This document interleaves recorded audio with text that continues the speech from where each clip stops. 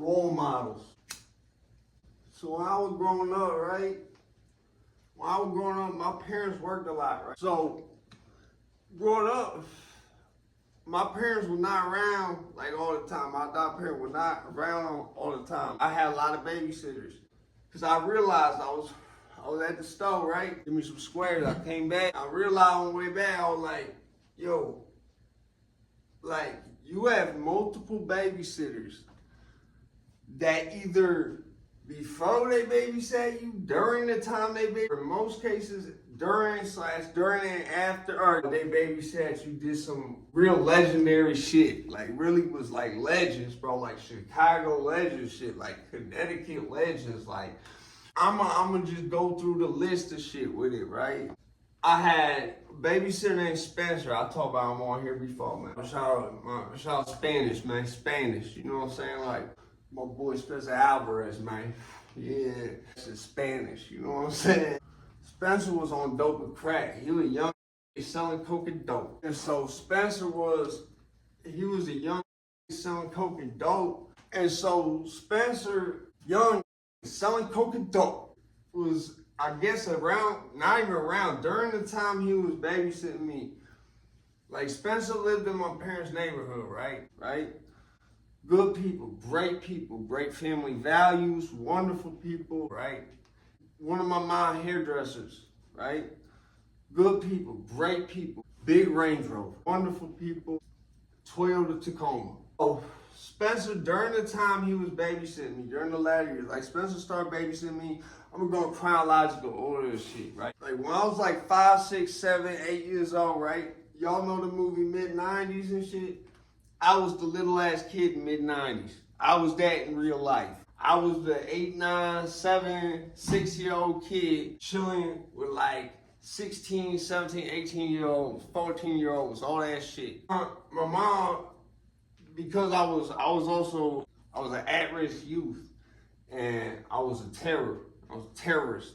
So I had scared off a bunch of the girls that babysat me. They ain't like me because I was just all over the place. I was ADHD as a motherfucker. I would start hitting shit, trying to fight shit. Like, I was wilding, bro. I was really an ignorant, badass little kid. Spencer started watching me when I was like 5 or 6. He would always come true too. That motherfucker was like my big brother for like the first third of my life. That motherfucker was like my big brother, man. He bought dope off Jadakiss in Yonkers. I don't know if it was really Jadakiss, but he swears it was. So Spencer, during the time he babysitted me, was selling dope, selling coke, using dope, using coke. He was trapping, he was doing home invasions, and that's the main thing. I mean, he was doing a spree of home invasions, bro.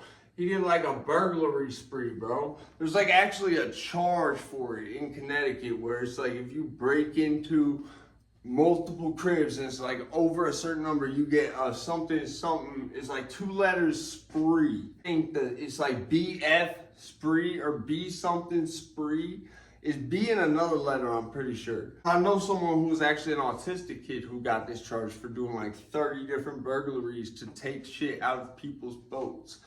Spencer, a home invasion burglary spree, bro. Spencer, he broke in Detective Stabler from SVU's summer house, bro.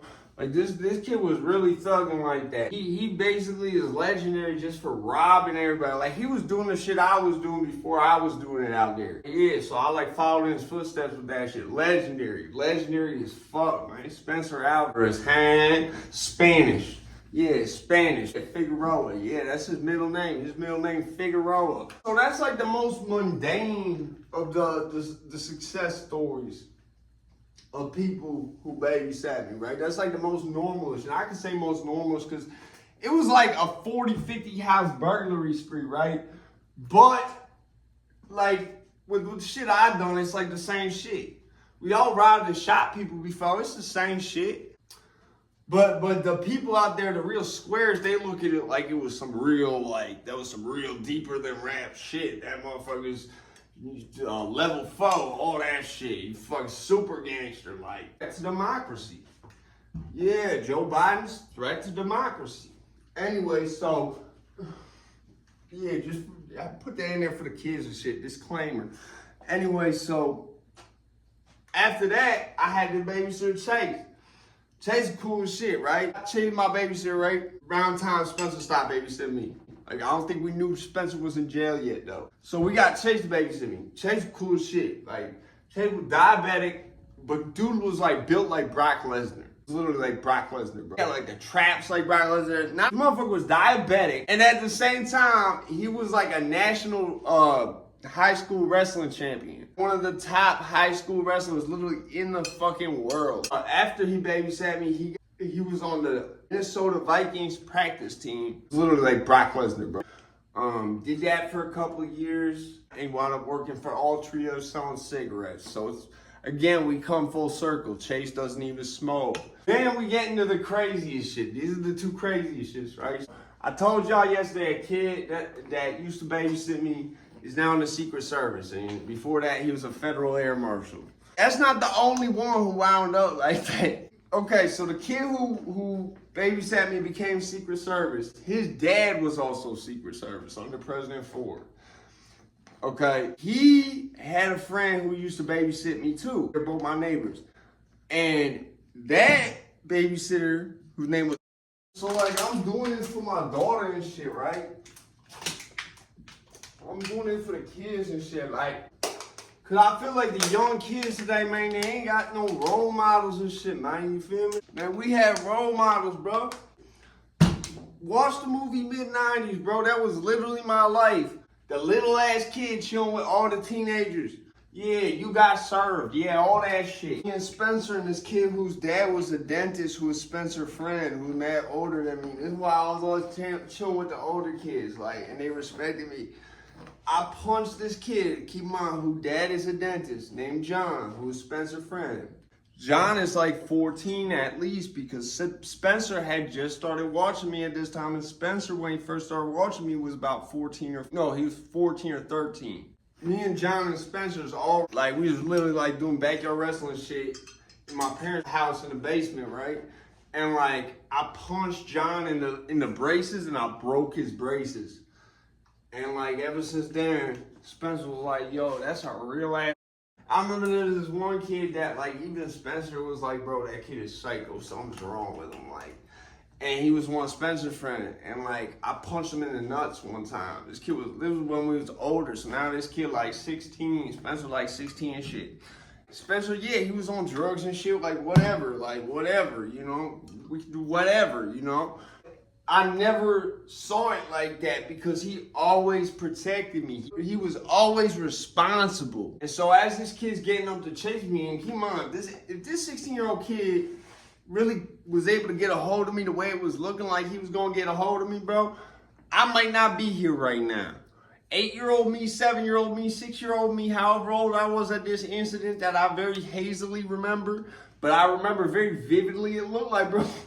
Because when you're a kid, everything looks so much bigger than it is, bro. I swore there was like smoke clouds. Like, this dude was running so fast, he was doing burnouts coming after me, right? So like, out of nowhere, right when he's about to get me, Spencer scoops him on. Keep in mind, at this time, Spencer was a linebacker for the high school out where my parents lived at. Spencer scooped him up and slams him on the cul-de-sac. Biff, biff, biff. Don't ever fucking try to touch my little brother the fuck again. I'll fucking kill you. And so I had to speak on it because as the older generation, see, I know for me, without that older generation, without people I always chill with the older kids and shit when I was little. See, like, that shit motivated me to be the person I am now. For a lot of years, just because my pops was always, like, when my pops would work, like, it wasn't no 9 to 5. It was, like, Sunday to fucking Tuesday. My pops would get it in, you feel me? So there's parts of my life, especially when I was, like younger, like, way younger. Shit from, like, age 5 to age, like, 9, 10, right? Like, all that shit really shaped myself for the way I am. And, like, really, like, I don't think I would have turned out all right the way I did if I ain't have, like, such, like, here's the thing, I had a lot of babysitters. Most of my babysitters was dudes. Just because, like, my mom, it was easy for my mom to, like, be like, well, he hang out with the older kids all the time. I'll just ask some of them if they want to make some money trying to babysit. I know they not going to do no weird shit with him, and he chill with them all the time anyway. All type of shit. And Spencer literally burglarized the whole damn neighborhood. But he ain't robbed none out of my parents' crib. None, not one thing. And he even said, because we didn't find out he was going to prison or that he was on drugs or none of that shit till after he was already there. Like, all of a sudden, his phone just stopped answering. It was like, we thought he just changed his number. We couldn't get in contact with him. And we found out because we bumped into his mom at the grocery store. And his mom was like, yeah, he wound up dropping out. He's in prison right now. They got him for burglary. Mad burglary charges and credit card theft. I think was the other thing, and credit card fraud. He wound up doing like 5 or 6 years. Yeah, so like, that's like the real shit. And now I sold dope to him way later on. Entertainment purposes. Yeah. We start out being babysat by the fiends. Then we sell the fiends the dope 20 years later. A babysitter who didn't become Secret Service, so there's two, and they both live in my parents' neighborhood, right? I met the one who became Secret Service just by, we used to have this one road where like there was this dude who had like a fun box and like a couple kickers and shit. And he would let us just take it and put it on the road, and like, as long as we put it back when we were done and shit. So like, I met him through that. Cause like all the older kids there respected me because I was mad nice at skating. Like, when I lived before that, like I said, it was like I punched this one kid who's kind of soft. Like, Spencer would have looked at him like soft. He probably did. He was definitely like the beta out of the two of them, if you wanted to do that autistic shit. But basically, yeah, Spencer and them looked at me like I was the coolest shit because I broke this kid braces. That was like the first time when I knew like Spencer really loved me like his brother. Like he thought that was the coolest shit. He said, bro, he broke your braces. How? He's like 5. Now we moved to where my parents live at now, right? And so the kid who is now Secret Service, who used to be an air marshal, I met him and the other kid who I'm gonna talk about, who wound up being a Navy SEAL hacker with SEAL Team 6. I met them both skating. And Spencer knew the one who wound up going into SEAL Team 6 and did not believe it. He did not believe that shit, but I told him, I said, nah, he really is, bro. Like, you could probably ask him yourself and he would tell you he was a Navy SEAL. And Spencer was like, well, bro, that kid did more drugs than I did in high school. Bro, how? He was like the biggest druggie in high school. I said, Spencer, I thought you was the biggest druggie in high school. That's why everyone tell me about you. It was wild, bro, because when I was trapping, dropping out of college for the streets, you know what I'm saying? I did for the streets, you know. I started selling shit to Spencer. Like, so he would go out to Waterbury and he like I'd sell him some shit. I thought it was the funniest shit. And that's why I told him, I said, you know this motherfucker name? And I knew he would. And he's like, bro, yeah. He's like, what happened? I said, bro, like, he's my parents' neighbor. I said, and he's a Navy SEAL now. He said, no way, that kid's not a Navy SEAL. He's like, bro, he's the biggest drug addict in our fucking high school. I said, Spencer, that's what motherfuckers tell me about you. So which is which? Like, you still on drugs, motherfucker. This motherfucker cleaned up and became a Navy SEAL. I want to make a video to, you know, for the kids and shit to just, you know, we need to start thinking about the way we raising them and shit, you know? We gotta start smoking a little bit less cigarettes, you know? Start using willpower more every now and then, and, you know, try to delay gratification. Take up fasting. Fasting is very good for your mental willpower. Anything that is a threat to democracy is kept at a minimum. We need role models, yes. We need the way I grew up for everybody. That's what we need going on here today. Yes, my client. That's why I have put this together. I'll come back for, like I said, go get squares and shit. I realized, I said, you know what? That's a video you could do because it really, the people need to hear it. They need to hear it and resonate with it and shit and start interacting with it more. You know, I was raised by 2 babysitters that was getting lit. They were getting right.